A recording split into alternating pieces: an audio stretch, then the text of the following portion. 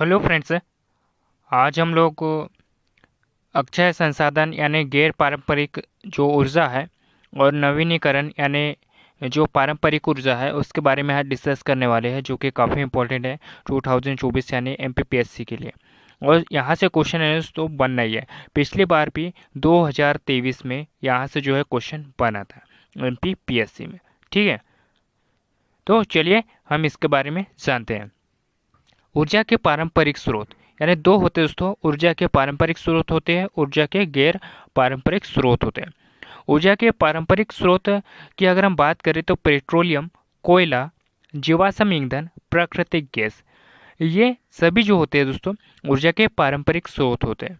और ऊर्जा के गैर पारंपरिक स्रोतों की अगर हम बात करें तो भूतापीय ऊर्जा, पवन ऊर्जा, जल विद्युत ऊर्जा, समुद्री ऊर्जा और सौर ऊर्जा, ये सभी जो होते हैं दोस्तों ये गैर पारंपरिक ऊर्जा के स्रोत होते हैं। ऊर्जा के पारंपरिक स्रोत और गैर पारंपरिक जो ऊर्जा के स्रोत दोस्तों, यहाँ से क्वेश्चन आपको बन सकता है। चार ऑप्शन में दे देगा कि पेट्रोलियम, कोयला और जीवाश्म ईंधन दे देगा, और एक ऑप्शन में दे देगा भूतापीय ऊर्जा। इसमें से बोलेगा आपको कि इसमें से जो पारंपरिक ऊर्जा का स्रोत नहीं है दोस्तों, तो आपको क्या बताना है, भूतापीय ऊर्जा स्रोत नहीं है। ठीक है, क्योंकि हमको ये दोनों ही पता होने चाहिए। कौन कौन से, यानी ऊर्जा के पारंपरिक स्रोत और ऊर्जा के यानी जो गैर पारंपरिक स्रोत, ये दोनों ही हमको पता होना ही चाहिए दोस्तों। एकदम रट लीजिए एकदम, है ना। और एक बात आपसे कहना चाहूँगा मैं कि आप मेरे चैनल पर पहली बार आए हो तो इस चैनल को सब्सक्राइब कर लीजिए, क्योंकि सब्सक्राइब करने के लिए कोई पैसा नहीं देना पड़ता है दोस्तों। तो प्लीज़ यार सब्सक्राइब कर लीजिए करो। तो चलिए इससे रिलेटेड कुछ क्वेश्चन है और इसके बारे में और भी कुछ डिटेल्स हैं, तो उसके बारे में हम जान लेते हैं। तो चलिए क्वेश्चन की ओर चलते हैं। निम्न ऊर्जा का क्या पारंपरिक स्रोत है, यानी जो निम्न में से जो कौन सा ऐसा शब्द है जिसमें जो है वो पारंपरिक ऊर्जा का स्रोत नहीं है दोस्तों। तो हम अगर बात करें जैसे कि सौर ऊर्जा, ज्वारीय ऊर्जा, ताप यानी जो भूतापीय ऊर्जा और जीवाश्म ऊर्जा, अगर हम बात करें दोस्तों तो पारंपरिक ऊर्जा का जो स्रोत है वो कौन कौन से है, वो जीवाश्म ईंधन। लेकिन अगर हम बात करें गैर पारंपरिक ऊर्जा का जो स्रोत है दोस्तों, और गैर पारंपरिक स्रोतों की अगर हम बात करें दोस्तों, तो इसमें सौर ऊर्जा आता है, सौर्य ऊर्जा आता है और भूतापीय ऊर्जा आती है दोस्तों। ठीक है, लेकिन अगर पारंपरिक ऊर्जा की अगर बात करें तो इसमें जीवाश्म ईंधन आता है, जैसे कि कोयला भी आता है दोस्तों, है ना, पेट्रोल आ जाता है, पेट्रोल आ जाता है। तो ये सभी जो चीज़ें दोस्तों पारंपरिक ऊर्जा के अंतर्गत आते हैं। तो ये आपको याद करना ही पड़ेगा दोस्तों, क्योंकि काफ़ी इंपॉर्टेंट है, पारंपरिक स्रोत और गैर पारंपरिक स्रोत। ठीक है, तो चलिए नेक्स्ट देखते हैं। और इसका जो ऑप्शन था वो जीवाश्म ईंधन था।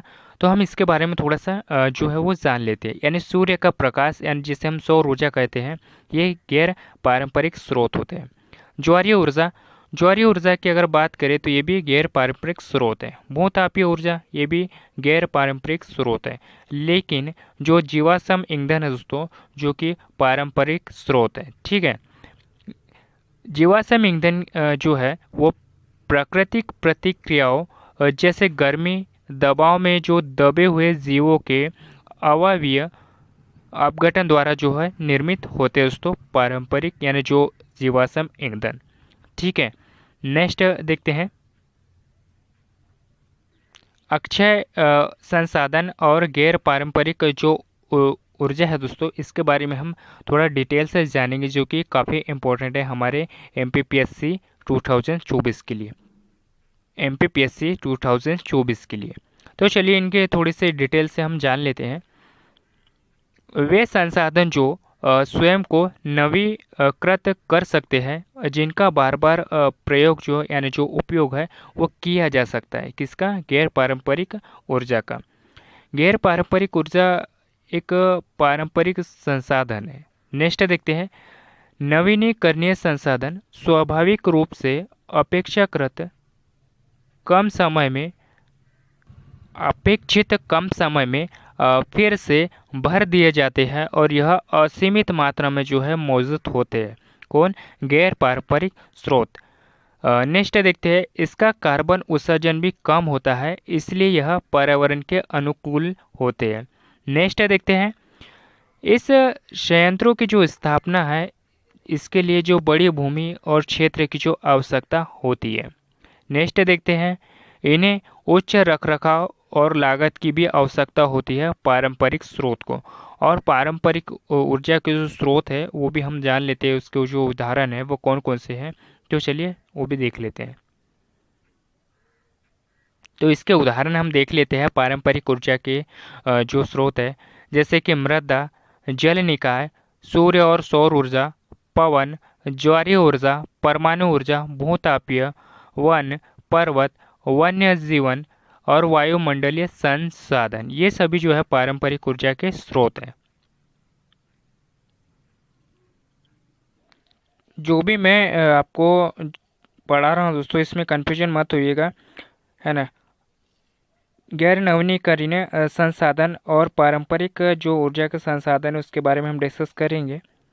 वे स्रोत जिन्हें एक बार नष्ट न होने यानी जो होने के बाद में पुनः उपयोग नहीं किया जा सकता, यानी वे स्रोत जिन्हें एक बार नष्ट होने के बाद में जो है उसे पुनः उपयोग में नहीं लिया जा सकता है, उसे गैर नवीनीकरणीय स्रोत कहते हैं दोस्तों।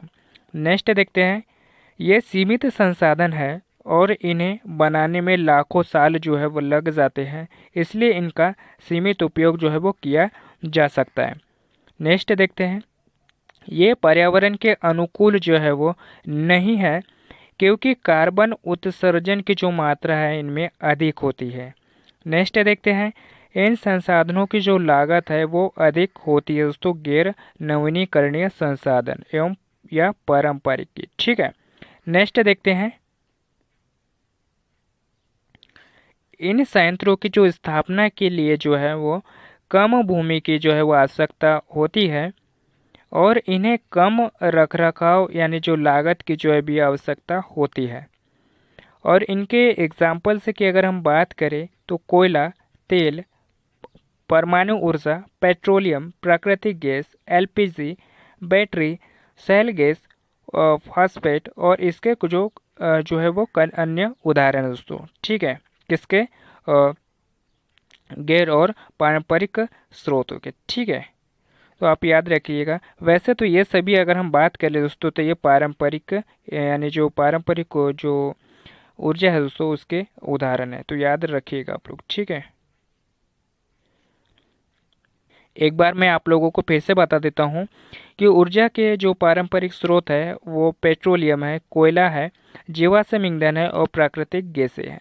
और ऊर्जा के जो गैर पारंपरिक स्रोत है वो भूतापीय ऊर्जा है, पवन ऊर्जा, जल विद्युत ऊर्जा और समुद्री ऊर्जा और सौर ऊर्जा है। ये सभी जो है दोस्तों ऊर्जा और पारंपरिक ऊर्जा और गैर पारंपरिक ऊर्जा के स्रोत हैं। और सारे के सारे इंपॉर्टेंट क्वेश्चन है, मैंने जितने भी पढ़ा है आप लोगों को यहीं से आपको एक नंबर यानी जो एक क्वेश्चन है वो आपको देखने को मिलेगा एमपीपीएससी 2024 में। तो प्लीज़ आपके दोस्तों को शेयर कीजिए ताकि वो एक नंबर यहाँ से ले सके। तो मिलते हैं किसी नए टॉपिक पे, और ये टॉपिक आपको पसंद आया है दोस्तों तो इसे लाइक और सब्सक्राइब ज़रूर करिएगा, और क्योंकि सब्सक्राइब करने के कोई पैसे नहीं लगते हैं ना, तो प्लीज़ सब्सक्राइब कर दीजिएगा। और मिलते हैं किसी नेक्स्ट टॉपिक पे। धन्यवाद।